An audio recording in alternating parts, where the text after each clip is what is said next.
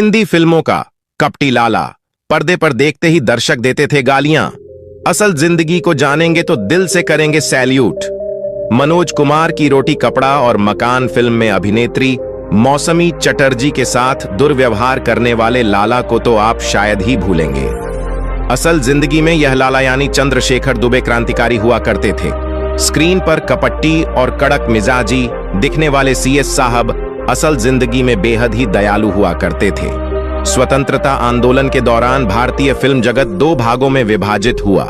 1947 से पहले बिना किसी दिक्कत के खुश होकर मुस्लिम कलाकार फिल्मों में काम किया करते थे, लेकिन आजादी के बाद भारत का एक टुकड़ा अलग किया गया और फिर कुछ लोगों ने पाकिस्तान बसने का फैसला किया।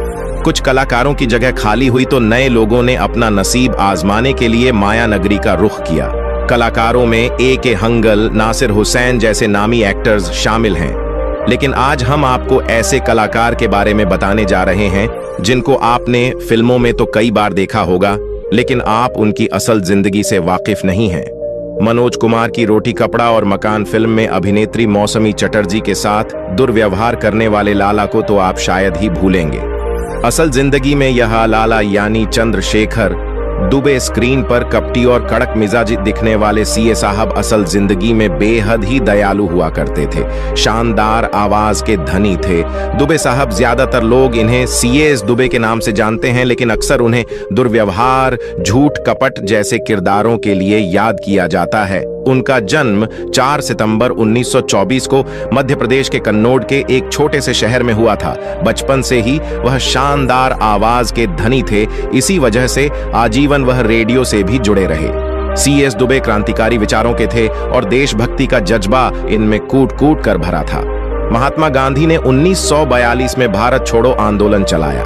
18 साल की उम्र में ही इनकी गिरफ्तारी भी हो गई थी। बाद में जेल से छूटे तो मध्य प्रदेश छोड़ने का फैसला कर लिया और मुंबई चले आए। उन्होंने कभी अभिनेता बनने के बारे में नहीं सोचा था, लेकिन कहते हैं ना, किस्मत में जो लिखा होता है वही होता है, और इत्तेफाक से वह भी एक्टर बन गए। दरअसल मशहूर डायरेक्टर अमिया चक्रवर्ती से मिले। अमिया ने देखा और सेट पर उन्हें ऑफिस बॉय की नौकरी पर रख लिया, लेकिन दुबे अपनी काबिलियत से कुछ ही समय में असिस्टेंट डायरेक्टर बन गए। 1953 में देव आनंद की फिल्म पतिता की। इसी फिल्म से उन्होंने अपनी पहचान बनाई। फिल्म में उनका बिहू चाचा का रोल लोगों को काफी पसंद आया। उसके बाद आई सी माइस फिल्म में भी उन्होंने बांकेलाल का किरदार निभाया। वैसे अभिनेता का नैन नक्श ही कुछ ऐसा था कि फिल्मों में उन्हें सिर्फ नेगेटिव रोल ही मिला करते थे। उनकी अदाकारी इतनी सच लगती थी कि उस दौरान के भोले भाले लोग तो फिल्म में देखते हैं उनको गालियां देने लगते थे।